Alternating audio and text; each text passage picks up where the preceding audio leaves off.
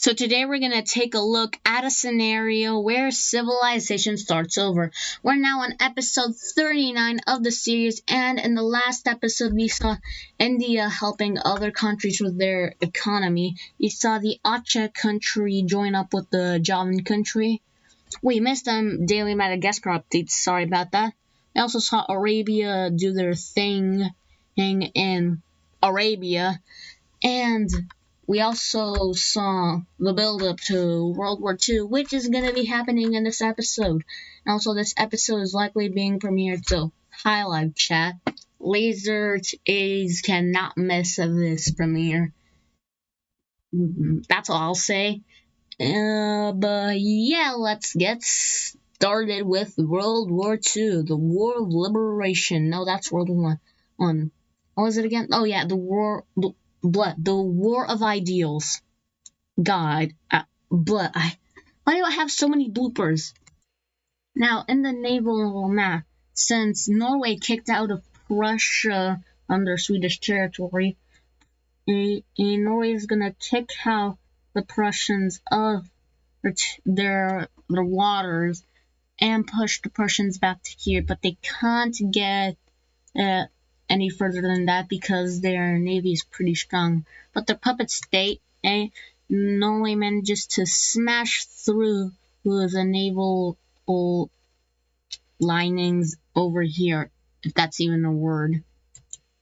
And with naval superiority in the north, Norway makes their invasion of the Prussian and German puppet state. And Norway can only get so far till the Prussian reinforcements arrive. Meanwhile, in North America, Norway and Alaska aren't going to invade each other because no one wants to fight through there. So they just acknowledge, yeah, we just won't fight there. Now, let's move on to the other fronts over here. Alaskan troops enter into this country, which I am gonna call Wyoming, because it's in Wyoming, I think. This is the Salt Lake, which is in Utah, so theoretically this should be Wyoming. So I'm gonna call it Wyoming. But yeah, Alaskan troops who have been preparing for this moment for a while. Alaska had already had plans to invade the country, but then they joined the Six Star Alliance. And because of that, Alaska was pretty annoyed. So they wanted to get rid of this country as fast as they could when the moment came. And now their pals over in Nebraska are going to help out with a push over here, capturing the capital city pretty quickly. And Wyoming is having bad luck right now. But never fear, as Texas is here. Gonna basically save Wyoming.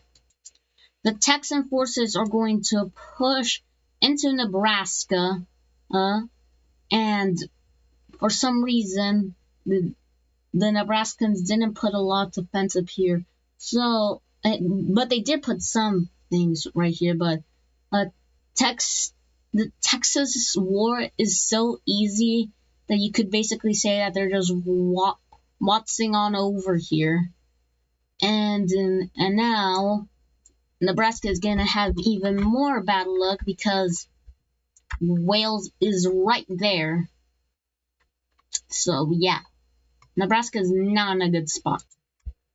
Now Wales is gonna tell this country, hey, I know we can just go through you. I go through here without any problem, but it would be just way easier if we can go through you, so move or we're gonna move you. And the purple country, not wanting to get, moved, is gonna accept the Welsh ultimatum and let the Welsh troops go on through the purple country to invade Nebraska. And this is a very easy war for Wales because Wales is like a top 10 country fighting a top 30 country. So yeah, things are not looking well at all for Nebraska. But in the Welsh colony, which I'm gonna call the Georgian colony, the Georgians are like, why do we have to join this war? Kind of want to save our resources here, you know. I don't think this war is too necessary. And it's just like, oh, shove a fork up your bum and fight. And the Georgians are gonna be like, fine. So all the rest of the Georgian personnel are going to quickly move over here. Now they're starting to form a spearhead over to the capital of Nebraska. And Alaska's like, dude, are you really letting all of this happen? Seriously? Ugh. Nebraska's like, I'm sorry, okay? Hey, there's not really a good supply line here. Alaska's like, well, we're just gonna have to abandon you. Wait, what? What? And we'll check back on this run here in a bit. And I just realized that I haven't updated the major city layer in Africa. Sorry about that, but also not sorry. But yeah, let's check up on the front with Kenya. First off, Kenya is gonna make a move to kick out the Welsh out of Lake Victoria. And now they're gonna make a landing on their former territory. They were forced to give up a lot of this land in episode 28. They make a crossover here, cutting off Uganda, or Uganda, whatever it is, from the rest of the colony, causing it to capitulate. And now Wales is like, oh my god, I'm gonna have too many friends to deal with, aren't I? Well, we'll send some stuff here to try to stall this front out for as long as we can. And so, Kenya kind of does that. And then the reinforcements in Wales arrive, which kind of stalemate this front for a while. So yeah, I'll check up on this later. Now, Wales is gonna move on their navy over to Cape Verde, and they're gonna get Watson right onto the southern island of Cape Verde, that I should know the name of, but I don't because I'm a dum-dum. But yeah, Wales successfully manages to take the island. And now Wales is gonna continue to push their their navy up in here, but they can't get very far as Prussia sent a lot of reinforcements over here. And Wales is confused on how they did that, but they're not gonna question it for now. Prussia sends a lot of reinforcements over here because this is like the military stronghold that Prussia has in Africa. Sure, Prussia also has the Cape Colony down here. That's more their economic stronghold in Africa. Cape Verde is their military stronghold, so if they lose this, it's game over for the front in Africa, and Kenya will be screwed. So they can't afford that. So yeah, let's move on to another front. Next up, the new Chinese are gonna call in a new ally into the war. They're gonna call their fascist Chinese ally into the war to deal with the communists here easier. But now let's see how that front is gonna go. Now the fascists are going to successfully destroy the enemy's navy. Like seriously, all boats in this country were destroyed. They no longer have a navy. That's how bad the invasion of the navy got to them. Like these guys are cooked. And now the fascists are going to make an invasion of the communist Beijing, which is now no longer called Beijing because this is the Beijing country. Actually, real life Beijing is probably more like here. But I don't see a really point to change her name. But yeah, somehow the communist countries had anticipated the fascist Chinese country entering the war. This country was left pretty undefended over here, and the fascists will fully capitulate this country. Mm. But this country had anticipated for the front over here, which means they had anticipated for the two fronts up here.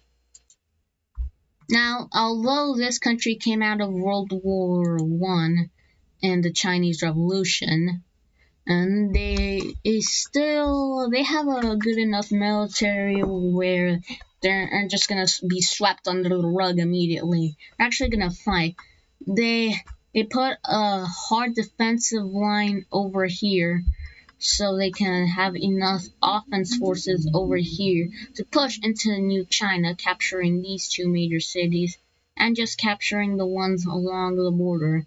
They know they're eventually gonna be forced to capitulate to the fascists, but they're gonna do what they can to fight, because you aren't just gonna surrender immediately. So this country, yeah, does that, and now they're gonna be heavily invaded by New China and Korea. So yeah, they're kind of cooked.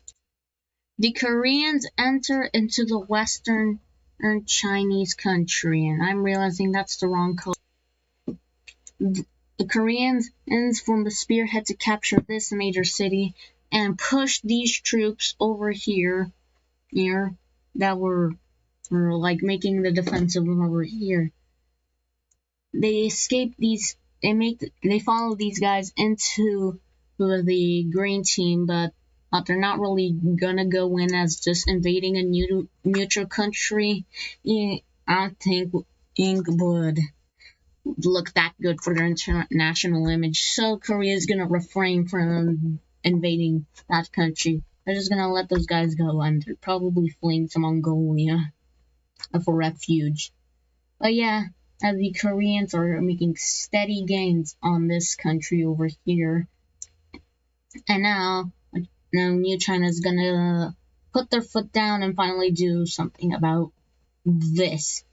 So they're gonna push back these forces, forming a giant spearhead over here, capturing these two major cities, and surrounding these group of forces which escape into the blue Himalayan country.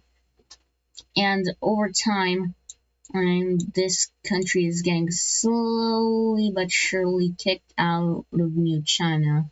Now, New China is a top 10 country, and these guys are like the top 30. But yeah, they were cooked from the start. They get pushed out completely by the new Chinese forces, and they're now chasing them into their homeland. And things are not looking good for this country, but they could get worse. I spoke too soon, as the fascist country is now making gains on this country over here, and it looks like it's gonna be the end of this country. Now, Mongolia isn't gonna sit around and do nothing. They're going to push their troops and cross the Korean border, and the Koreans kind of forgot about this front line, but there's still some forces fighting over there, and Mongolia can get about to there till all their offensive comes to a screeching halt over here, and yeah, they can't go any further than this. They do get at this one major city, but Korea is locking in and stop this front completely. And now let's move on to the European theater. Now, in Slovenia, they're in a bad spot, but they're gonna do everything they can. And Slovenia is stronger than the yellow team, and Slovenia is stronger than the Hungarians. But Slovenia is not stronger than the yellow team and the Hungarians combined. So Slovenia is gonna do whatever they can to not fold instantly. And so Slovenia makes an invasion of the yellow country, swiftly capturing their capital and causing a lot of chaos within the country. And they pulled the same trick on the Hungarian country. And now all these two countries go into panic, and Prussia's like, get your stuff together. I have to do everything myself. The Soviets are also going to kick out the yellow team's military completely out of the Adriatic Sea. And Prussia's really starting to get annoyed here how incompetent these two countries are.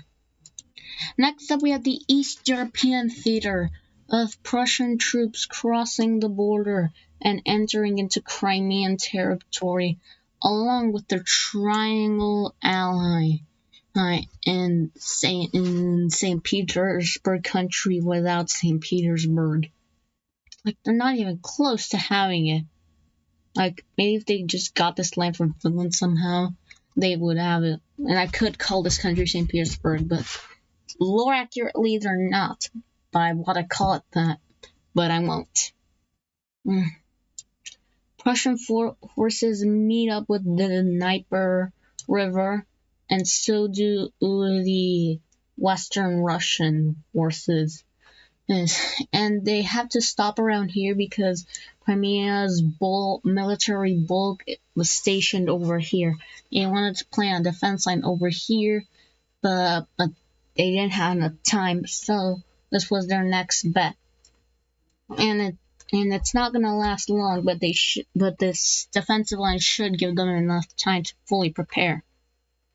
Here, as Norway kind of did this like on their own. Like some of the countries in the 6 star like knew this was gonna happen eventually, so they prepared early. And Crimea didn't get the memo, so they kind of made this defensive line to get enough time to truly prepare and put their bulk over here. Now, Prussia is exchanging some deals between some smaller or not very significant countries. And we'll see how that comes into play later on. Now, Norway is seeing that the Welsh kind of have their hands tied right now. They kind of have to focus a lot of their resources on the American front. They decided that they're going to go out and help out the Welsh in this front. So they send their own troops into this area, pushing back the Kenyans to Lake Victoria, but they kind of like have a now stronghold over here. But they are able to push them back over here, but they also have tight grip of this area as well. But they do manage to swoop in and capture this major city, but that's all the things they can do right now, as Prussia is heavily supplying Kenya, because without supplying them as heavily as they are, Kenya would have probably fallen by now, so good on Prussia. Next up, Nebraska is going to give over this occupied territory over to the Alaskans, because Nebraska wants to move these troops over there to kind of stop this advancement from being as big. And Alaska's like, I hate you. But Alaska keeps moving over, and they get to the Salt Lake, and this country, the Wyoming country, is falling over very quickly. These guys weren't very strong to begin with. So, after capturing this major city, the final one, Wyoming decides to go over and surrender over to the Alaskan forces. Now, they could have just waited out till this invading force right here in Nebraska ramped up to save them, but they just didn't think that they would win, so they thought it was best for them to just bail out of the war and surrender. Now, the 6 stars will remember this, and if they win, they might give some punishment over to Wyoming for doing this. But now we gotta move over to this front, as it's still not looking pretty for the Nebraskans. Pulling out their occupied zone over here, they do manage to kind of push back like the Texans over here, and are now about to cut these guys off. And so before they can do that, Texas pulls out their troops from here, and Nebraska makes some steady gains over here. But over in the east, it's not looking so good for Nebraska, as their capital is captured by the Welsh forces, and they wrap around capturing this major city and fully capitulate this area of Nebraska. And Nebraska is like, oh no, Alaska, we could really use your help over here. You know, maybe you could just make a plan and to like help us and stuff. And Alaska is like, you're a lost cause. I'm sorry to break it to you, but it's the truth. You're a lost cause. Hey, there's still time for me, right? And Alaska is like, about that, no. You don't have a chance, pal.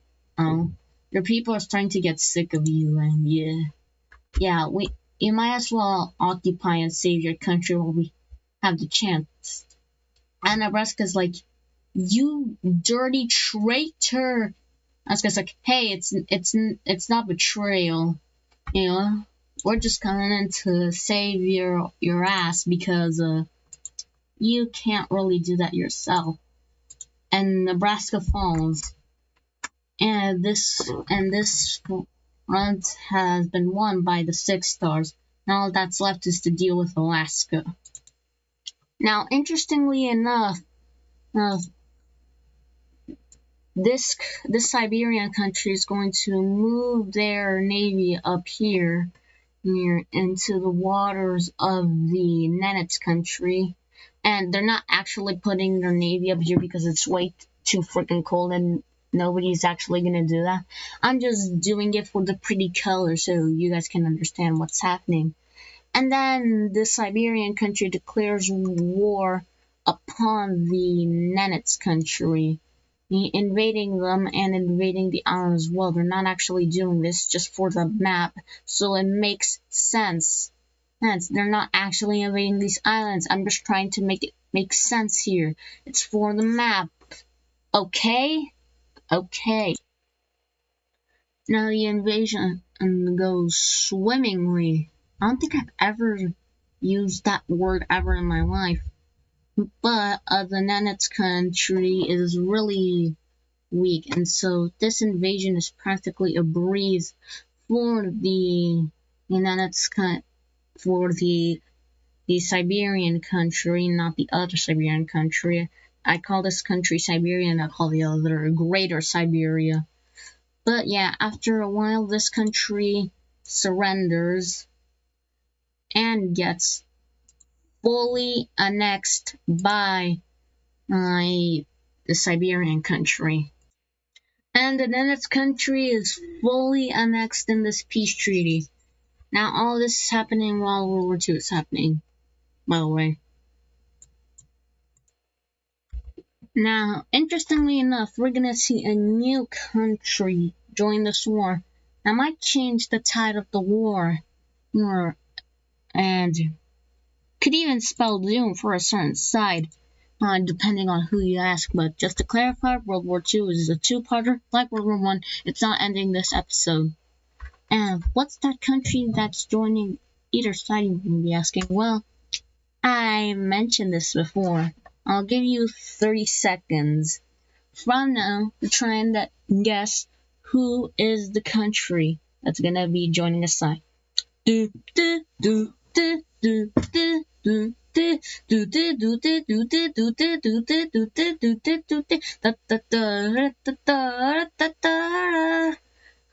Make that 15 seconds, because I'm not doing that for 30 seconds, but yeah. Portugal is going to be joining the war, and they're going to be joining on the side of the triangles. I did mention last episode that they were more leaning towards the triangle. So, the Portuguese abstained from their neutrality and are joining this war, and they knew that they were gonna do this. They just wanted the perfect time to do so. Now, these troops that have been stationed here for a while are going to finally push in and invade the new French Union. And I don't think Laser is too happy about this because I know he's watching the stream. Because I don't think he wants a repeat of World War One. So yeah, he'll be definitely watching this. The Portuguese military definitely outclasses the French one. So they're gonna push back the French over here, and now they're going to form a naval landing right at the doorstep of the capital. And Wales is going to send a lot of reinforcements over to the French. And with those reinforcements, they are managing to push back the red team a bit. But they have a stronghold over here and can't seem to get through this barricade.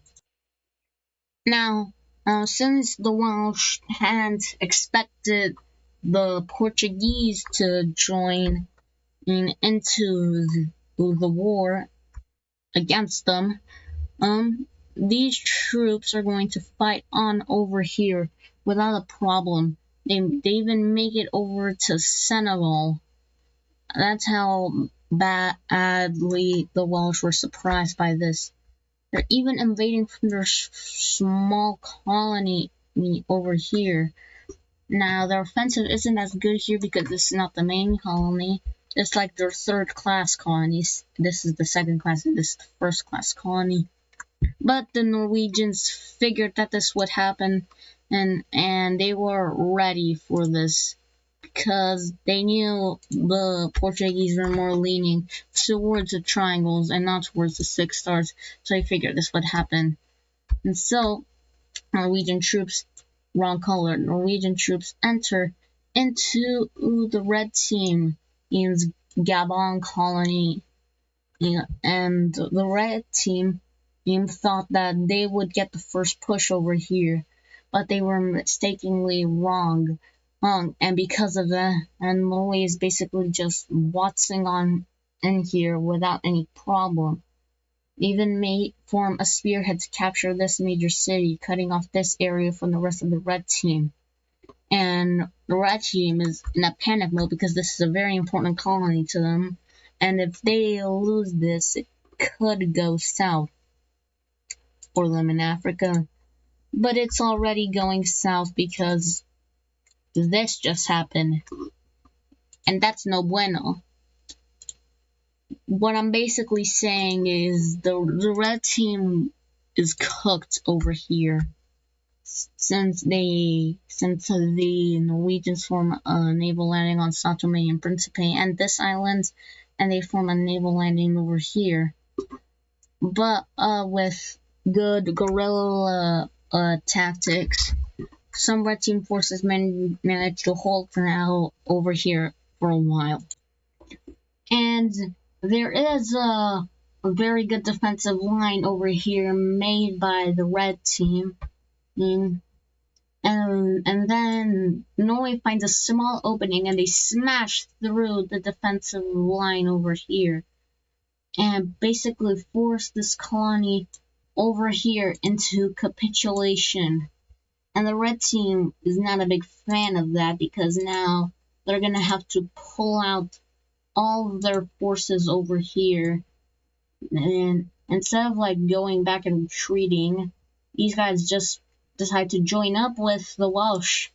And the Welsh was like, oh, yeah, sure, do that. That's great for us. Even the Navy decides to join up with the Norwegians. And Red Team is like, why are you being unloyal to the king? Be more loyal, or else we might do things. I don't know. I will do bad things, that's for sure. Now let's move on. Now back over here in Korea, we are starting to see some citizens starting to not approve of this war because they're starting to think, what is the point of this war? What are we gonna get from this? Like, yeah, sure, we'll gain some land, but I don't see this war being any good for this country. Okay, maybe we should get out of it. And the Korean government doesn't like that, and they are now putting arrest warrants for people who are reported saying these things. And the civilians are a big fan of that. But we'll touch on that in the next part.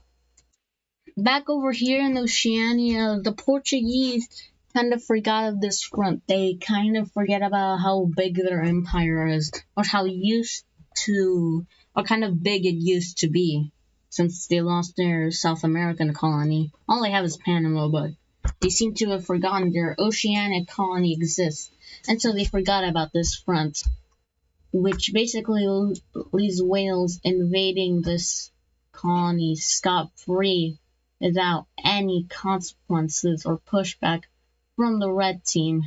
And but the Welsh aren't stupid. Well, the Welsh aren't stupid. Just gonna watch on in here in the middle of the desert. They are simply just gonna go along around the coast. And the red team is like, oh yeah, this front exists. And this front is stalled. But right before that happens, Wales did manage to get naval superiority over here. And that's good and dandy. Meanwhile, over here in the Baltic Sea, the Prussians managed to break through the naval line over here and now reach this area and surround some Norwegian islands over here. And because of that, they finally get a naval landing over in Norway. But since Norway is very strong, it doesn't get very far and it's stalemated over here. And that's basically the only update here because this front is going very slow. I mean, what did you expect? It's two giants fighting each other. It's kind of like back and forth, but very slow.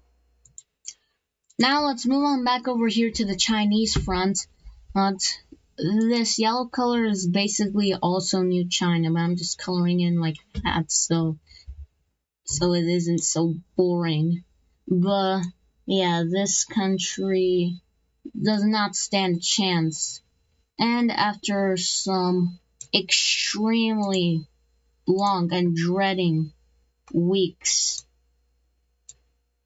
of fighting, this country eventually is forced to capitulate by their invasions.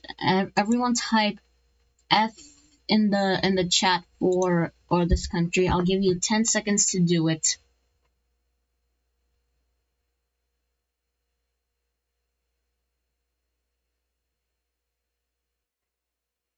Okay, 10 seconds have passed. Let's move on.